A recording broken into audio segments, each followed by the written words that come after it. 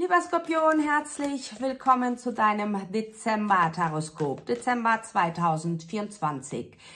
Der letzte Monat des Jahres beginnt. Schauen wir, was er für dich bereithält. Energetisch, praktisch, zwischenmenschlich. Was wird wichtig?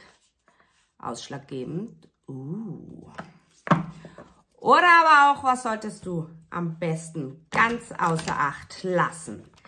Der Monat, er beginnt gut. Er beginnt sehr gut. Zumindest wie immer bei mir eine Extended-Version.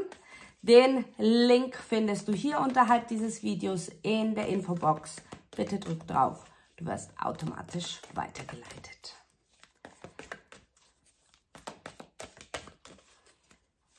Eine Kraft in dir, stärker, greifbarer, verständlicher,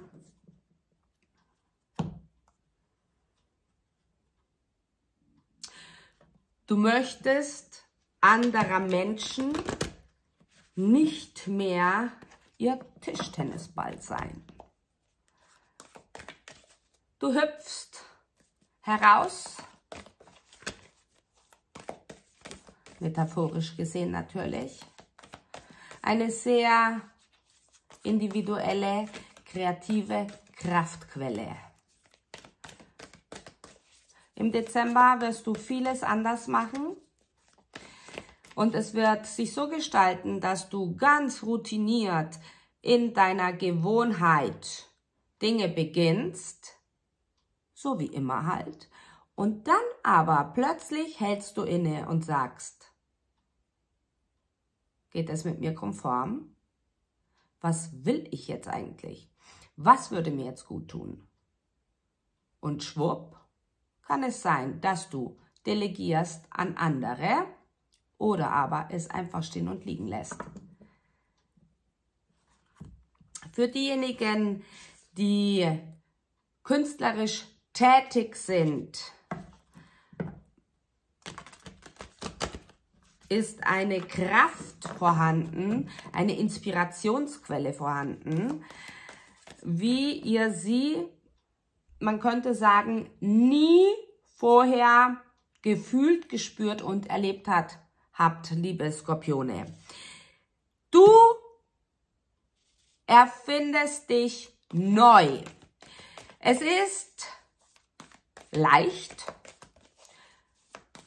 du bist neugierig, du bist abenteuerlustig und du sagst dir, es kann nur besser werden. Du bist sehr, sehr positiv ausgerichtet, lieber Skorpion. Ich denke auch, du gibst dich im Außen anders. Sie sagen, das Außen nimmt dich anders wahr, weil du dich mehr zeigst.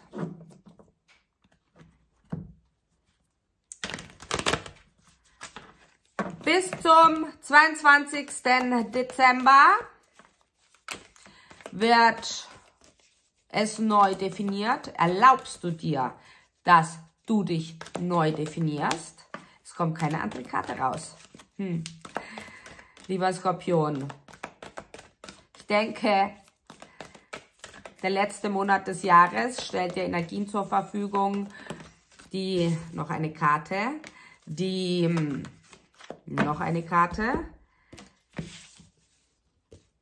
dich erscheinen lassen, so wie du schon lange erscheinen wolltest. Doch es sind nicht nur die Energien, die dir zur Verfügung stehen, es ist, weil du es dir erlaubst. Es ist, als würdest du plötzlich verstehen, integrieren, dass du so wie bisher keine Veränderung erwarten kannst. Denn, wenn du mal ehrlich bist, du hast nicht wirklich etwas verändert. Und doch plötzlich machst du es anders. zwischen dem 8. Dezember und dem 1. Januar ist eine weibliche Energie oder deine weibliche Energie sehr, sehr ausschlaggebend. Auch Inspiration durch deine eigene Mutter oder eine mütterliche Freundin, wie auch immer. Es wird sehr spannend. Schauen wir uns dein Hauptthema an, lieber Skorpion. Unter welchem Stern steht dein Dezember? Wow! Die Kraft! Du kommst ans Ziel, müde, erschöpft, doch du kommst ans Ziel. Es hat sich für dich ausgezahlt. Es hat sich für dich gelohnt.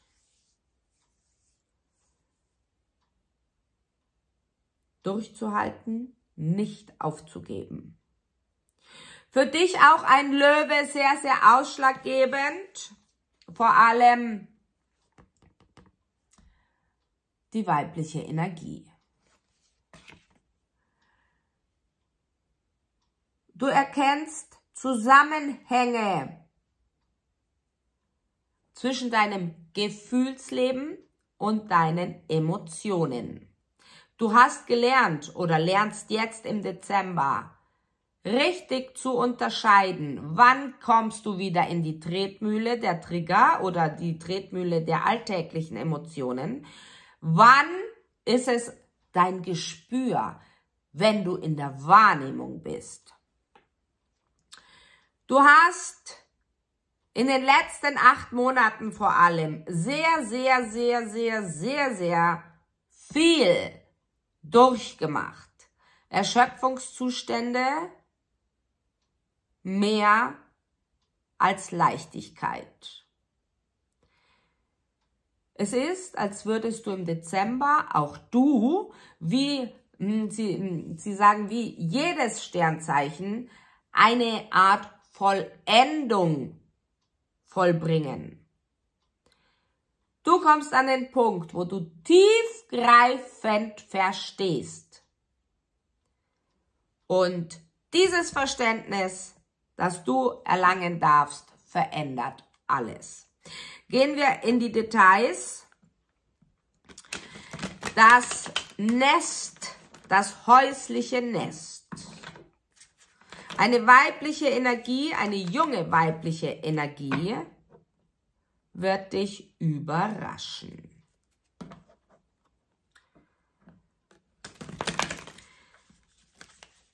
Die Skorpione werden im Dezember mehr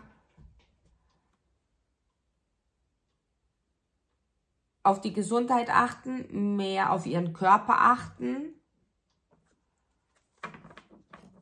verschiedene neue Pflegeprodukte ausprobieren und jemand betritt den rosanen Wald. Was auch immer das für dich bedeuten mag, lieber Skorpion.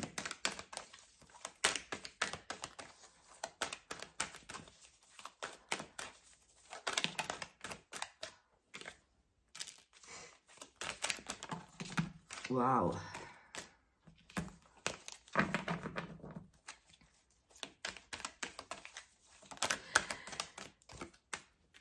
Erschöpfungszustände,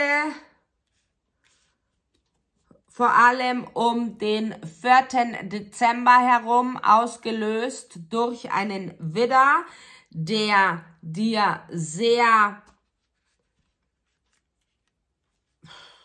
lieblos, bestimmend und fordernd entgegentritt. Auch dort, lieber Skorpion, der Widder ist in, wie kann man sagen, in einer Phase des Suchens aber nicht Findens, des orientierungslosen Herumtappens. Sicherlich, es ist keine Entschuldigung für das Verhalten, doch aber wohl, lieber Skorpion, eine Erklärung, auf dass du es nicht persönlich nimmst. Dann ebenso ein Vaterthema, welcher sehr autoritär war, sehr streng. Die langfristige Vergangenheit, sprich deine Kindheit, deine Jugend, das, was du nicht bekommen hast. Du siehst die Zusammenhänge. Vor allem du und noch jemand anders, denn wir sind ja zwei. Du und dein Bruder, deine Schwester, irgendein anderes Familienmitglied. Unantastbar, unerreichbar. Ich denke, das wird das Thema sein, das du erkennen darfst. Die Unerreichbarkeit durch Unzulänglichkeit der eigenen Gefühle zulassen.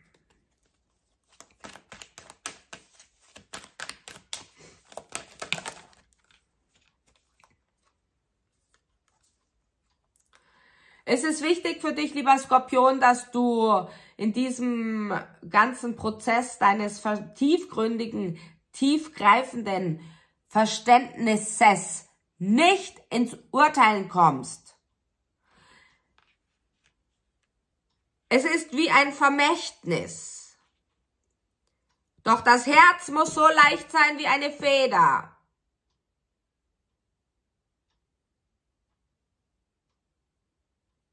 Komm nicht ins Urteilen. Auch wenn du Gleichgewicht suchst, wenn du Ausgleich suchst, er wird nicht kommen, sich nicht einstellen, wenn du nicht auf deine Intuition hörst, wenn du weiterhin auf das Ego hörst, das sucht, das fordert, das schimpft, das urteilt. All die Selbstzweifel dürfen gehen, sobald du erkennst, dass das Fundament des emotionellen Drangsalierens, dass du bereit warst mitzumachen, also was mit dir gemacht worden ist, die emotionelle Herausforderung, die emotionelle Schikane, wenn du herausfindest, dass es nichts mit dir zu tun hat, sondern die Unzulänglichkeit dieses anderen Menschen, was du eigentlich schon lange weißt, doch nicht wahrhaben willst, denn du sagst, viel zu einfach.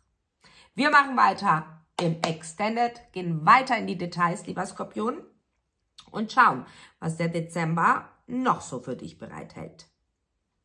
Bis gleich. Ciao.